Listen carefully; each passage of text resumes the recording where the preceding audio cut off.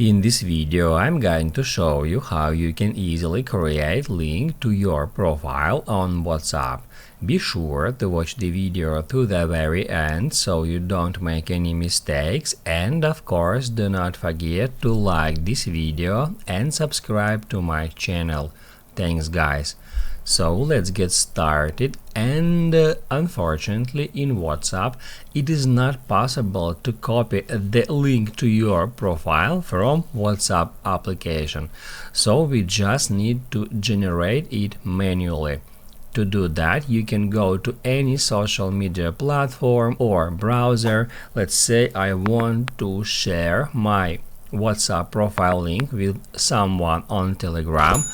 I can just open up some conversation, just like that, and then all we have to do is just enter wa.me/,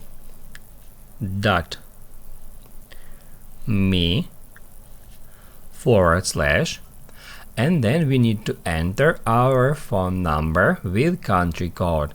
For Russia it is 7. And then all we have to do is just send it, or we can copy it to send it somewhere else, or we can just save it somewhere. And if any user tap at that link, they will be redirected to a conversation with you in WhatsApp. That's how you can easily create link to your profile on WhatsApp.